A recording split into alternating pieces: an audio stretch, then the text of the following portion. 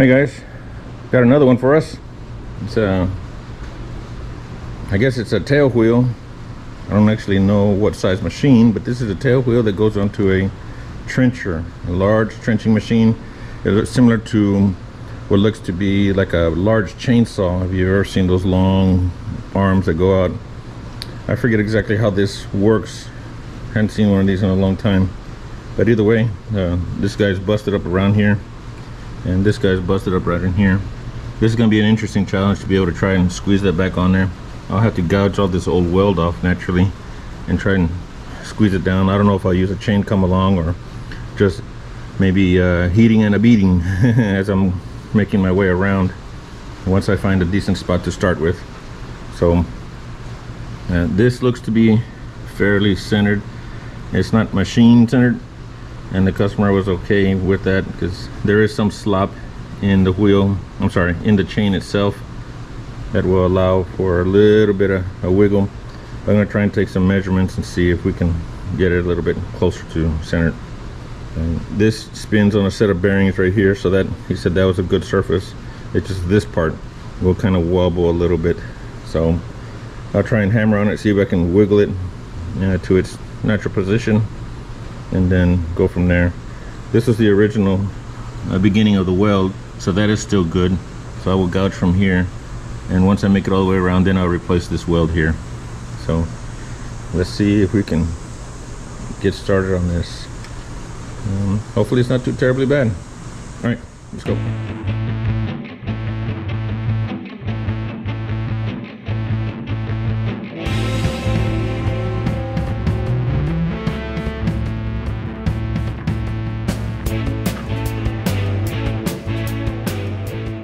We've got this lifted up in the air, and this turns out this guy broke all the way around this thing.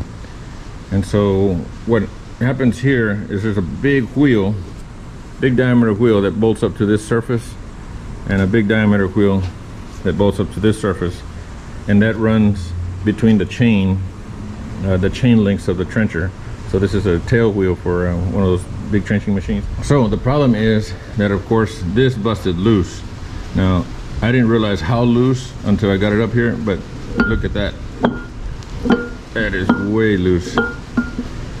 And so that presented a problem now, because I had to ensure that this has the right spacing so that the wheel doesn't, roll in a wobbly type of way. And so I'll do the best I can to square it up. Another thing is that this side is broken as well, so it may be crooked in there. This is just a big mess.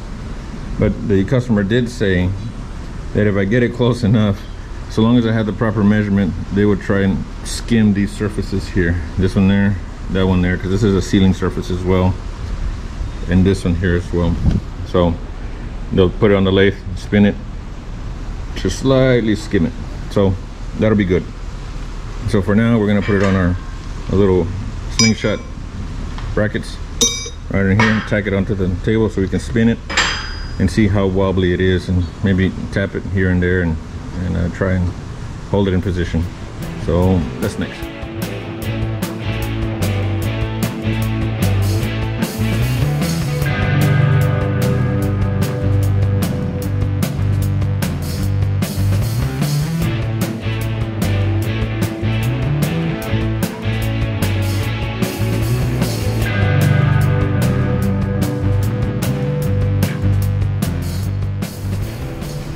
Okay, so we got our little metal slingshots to hold that in place. I know this is a bearing surface, but it's only to use as reference. We're not going to use it to ground or anything on that. So back off. So anyway, let me let this down and you'll see how bad it warps. Well, let me put you down on something solid so you can see how bad it truly is.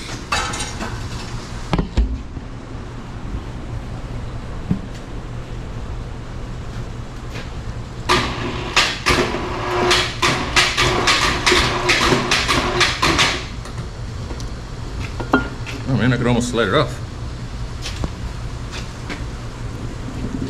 No, I don't want to slide it off. Look at that. So that is pretty bad. And this side, same thing.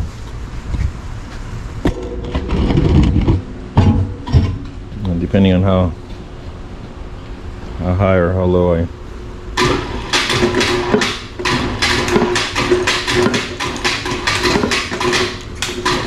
wow, that's bad. Oh, nice. Got a lot of movement. Jeez. Okay, so he did say that these don't have to be clocked properly to the opposite side, which is good. So what I will do is I will, being that this will be our zero set in a sense, I would try and square this flange up somehow. Actually, I should have tacked it to a bigger plate, base plate, so that I could use a framing square. Let me redo all this. I'll get back to you in a minute.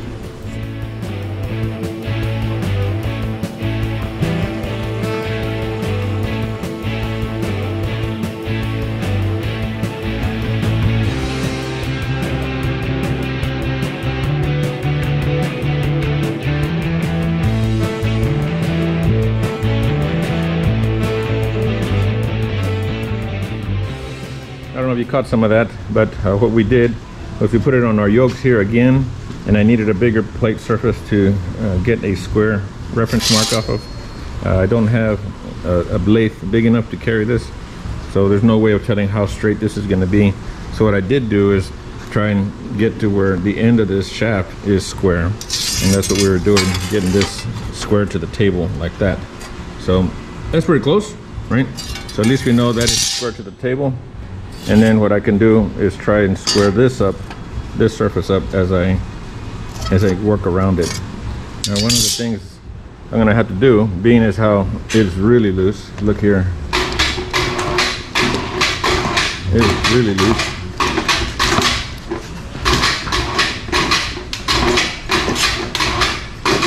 It's really, really bad. So it's gonna be a challenge to get it squared.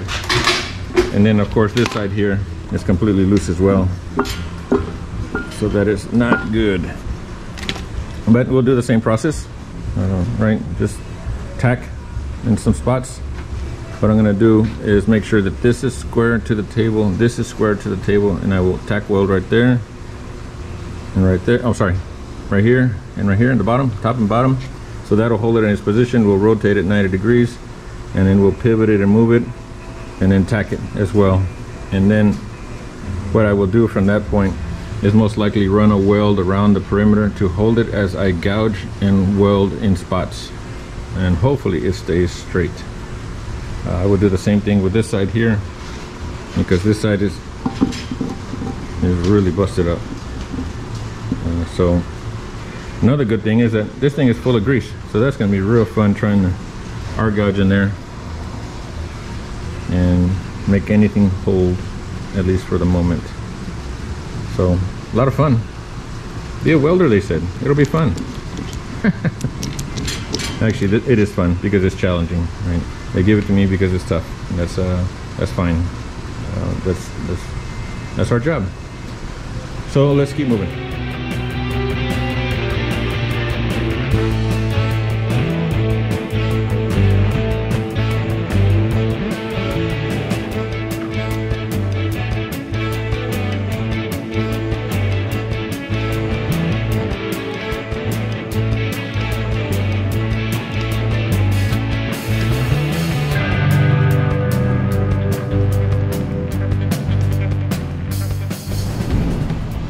Okay, so I got it tacked in a couple of places, and we're going to spin this just to see how well it does.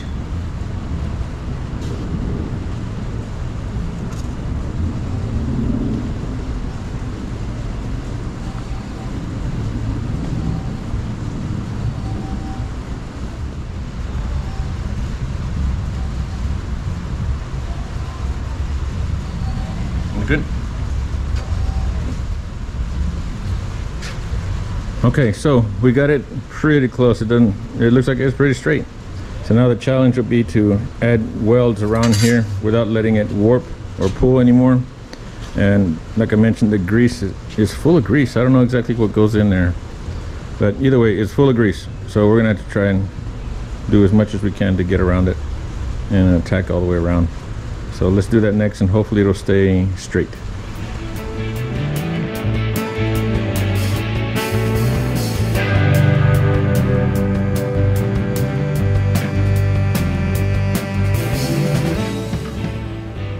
Okay, this is just a preliminary test to see how far off we are and see if these are holding at all, and we'll keep checking it as we're going, but let's see if we can spin it and see if it moves much. Slowly, slowly, slowly.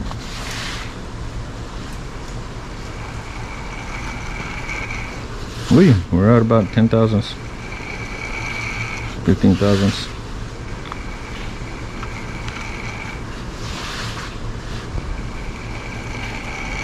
No, slow down, slow down, slow down. Hold on, hold on.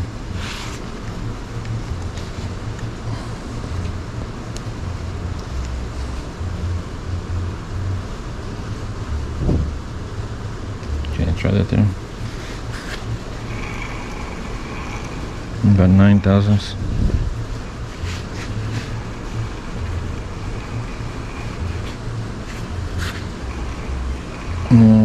About 15.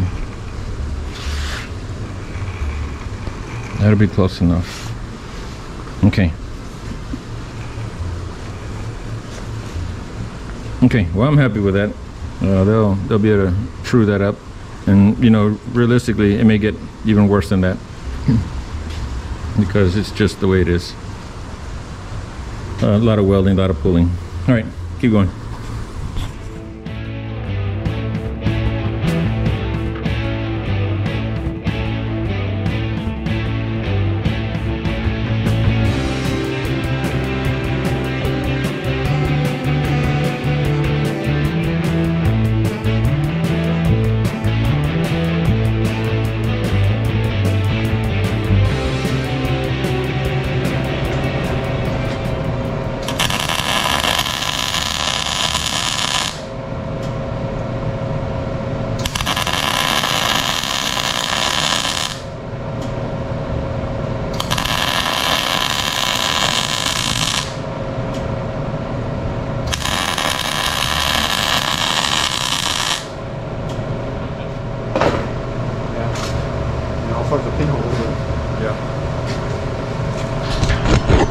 All right, well, we're done. Thanks for watching. No, this was just a mess because of the grease and oil that was burning out. So as I mentioned before, its only purpose is to hold it in position while I arc gouge the rest of this as I'm working my way around. So that is good there. Now we need to pay attention to getting the proper spacing from here to here. That's going to be a challenge in itself because this guy is loose like this. Now it looks like it may sit exactly right because this surface looks to be okay. So we will take a measurement and see how far off it is. Being that we're so close to true on this side, I think we're looking good. So far so good. We'll just keep trucking and go from there. All right, let's keep going. What we need to do is ensure that this guy is running parallel with this. So what we'll do is just hook a tape to here, measure it out here, and put a tack. Even though this is warped and bent out of shape, it'll at least hold it in position as we need it. And we'll do that in 4 corners at first to get the measurements we need, make sure that they're running true to themselves this way. So that's next.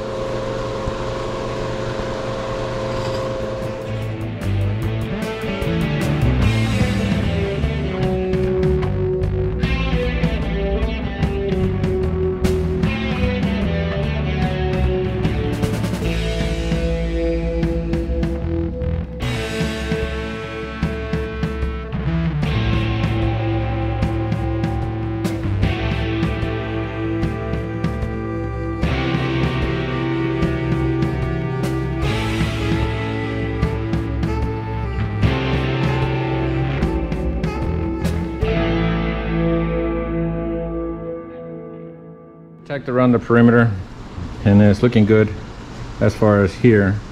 You may wonder why in the world that I did not close it up. My purpose for that was just to align this flange with that flange. So now that we're here, we can weld a perimeter weld around here to hold it in place. I don't necessarily trust that to hold in position while I arc gouge and weld all of this around. So we'll do the same thing as just weld all the way around there, put some welds to hold it together. This side looks a little better in that there's no grease oozing out, so it may weld a little bit nicer. So that's next. Tack all that all the way around, make sure it holds. Maybe add some additional tacks here, who knows. I'll have to see. But things are looking good. These are running fairly parallel. They are slightly off, I can tell just a little bit, but unfortunately they're gonna skim this with the lathe. So we're doing really well for what it is. And so let's keep going. Yeah, just bridge over this here. It should weld a lot easier than the other side because this doesn't have any grease coming out of it. So just put some tacks on there, you know, and then I'll roll it over to the other half so you can weld at the same position.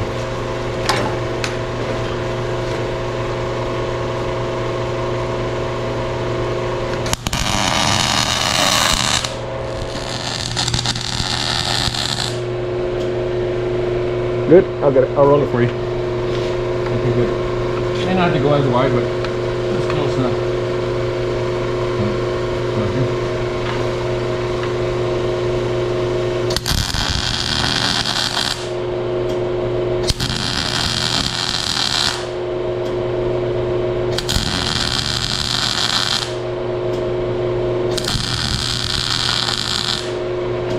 Well, it's a little better, huh? Yeah.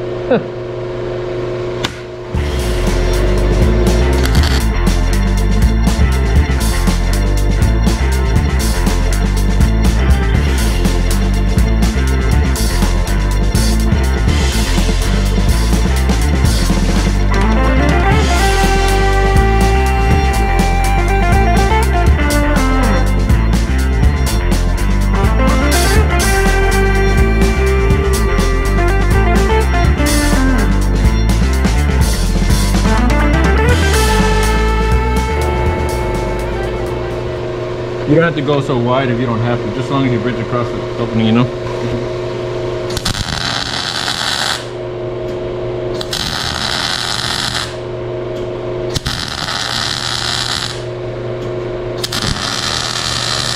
Okay, what counts as wide for you? Like taking a long time on the weld? Not too wide, this way. You don't have to go so far across from here all the way over here, you know? Just as long as you seal that up, that's all you need to do, just so long as it holds. So if you're able to get a good arc here and a good arc there, you know, maybe just past this because it needs to melt, right? But if it's a fairly smooth area, you don't have to go so wide. You don't have to go that wide. That looks good. I mean, that's fine. Just know that width is not the important thing here. Just as long as you seal that crack.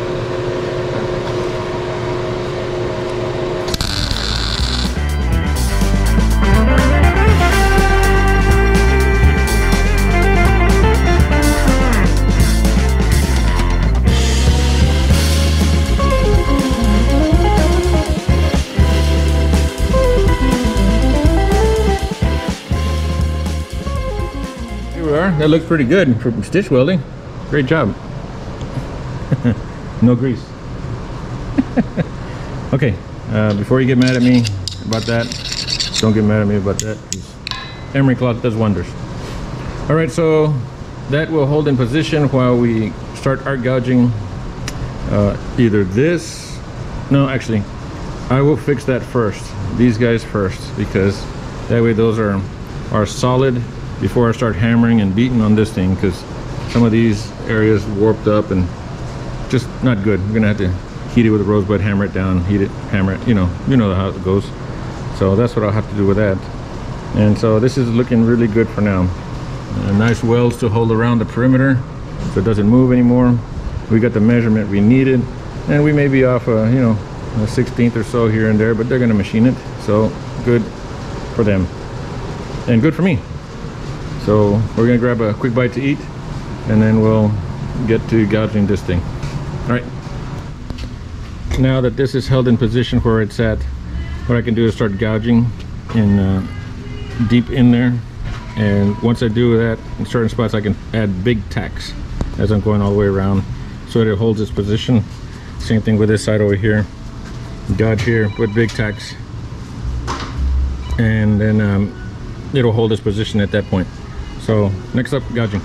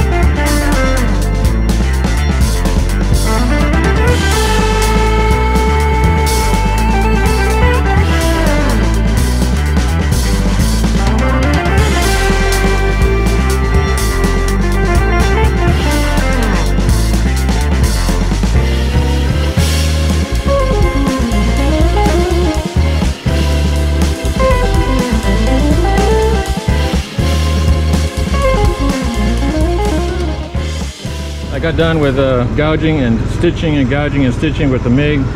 At least I was able to get it to hold together, and it is ugly. You don't gotta tell me, I know. So from here I will try and clean that up a little bit more, but I'm gonna try and stick weld over that. I don't like the way it was welding, because the problem was that there was still grease inside this unit and it was seeping out, so it was making it very difficult to put down a decent MIG pass.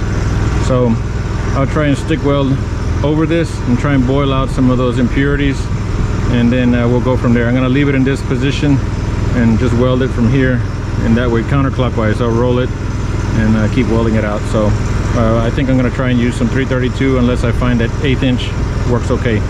So that's what's next.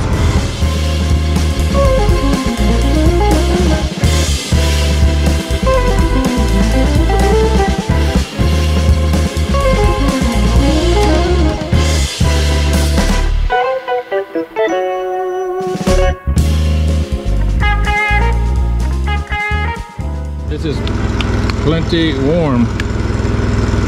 Actually, it's cooled off some. So I'm going to start on this side while it's still hot. Yo, that's hot. And go ahead and weld this side up. I'm going to put it on our little Lazy Susan. Homemade jobber. Works good. So we'll put it on there and we will weld it in the flat position and fill it all up. And pour the glue into it. Nice and hot. So let's get this situated and we can continue.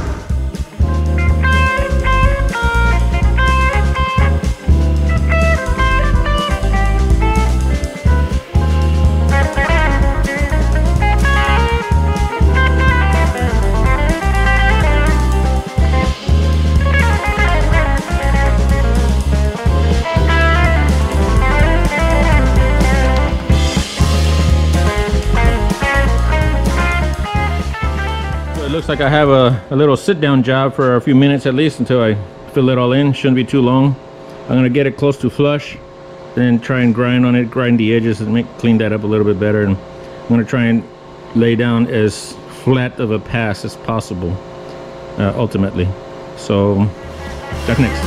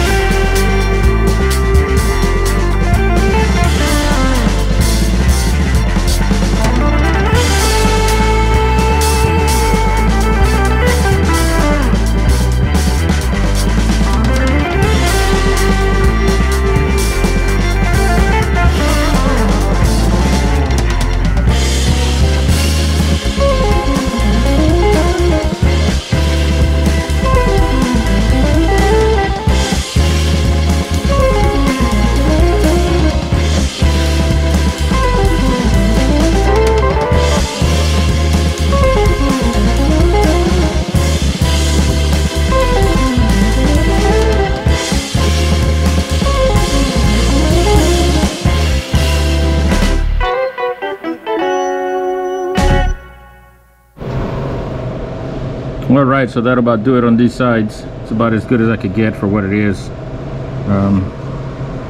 About as flat as I could do it. I had a little bit of undercut there from some of the gouging, but I'm gonna have to let that go. I don't want to overfill it and then become have issues. But it came out all right. So next is flip it back over and weld this edge that was loose on that edge. I'm sorry, on that side, and then this baby will be done. So things are looking really good so far, and just, you know, clean up the BBs, stuff like that. But other than that, this guy's ready to go. Customer's already calling for it, of course, and he's gonna drop off something else tomorrow. So I think you guys are gonna like that one. It's something that I did, not that I did, but a similar repair that I did almost exactly a year ago in a 3-part series. So if you remember, or you've been following me from that far, then you'll know exactly what I'm talking about. So, all right, almost there. Let's keep going, finish this up. I'm at the next step, which is we're looking good. This came out all right. This side came out all right as well. So next step is to weld this guy, or gouge all this old weld off, and hammer this down, tack it, hammer it, tack it, hammer it, heat it and beat it. And you may wonder, well, why don't you just get another piece rolled? Well, they're in a hurry and I don't have a roller, so to get that done by another shop, it'll of course take another week or so, or at least a few days, and then I'd have to come back and then weld it. So time crunch is always a thing with my type of work, because they're wanting these machines back and running right away, and so it kind of is what it is on occasion. And so I do the best I can with what I have. And so this is pretty standard thing. Just I'm going to gouge the old weld off all the way around, and where it's the closest I will start there, and, you know, weld this section, hammer it down, weld it, hammer it down. So nothing special. So I would probably high speed this, that way it doesn't bore you guys, but it's pretty standard, you know, standard principle. Just heat it, beat it, weld it. So like I say, things are looking good, and I guess that's about it until we get done. So hang tight, we'll see how fast I can weld in high speed, and then we shall be done. All right, let's go.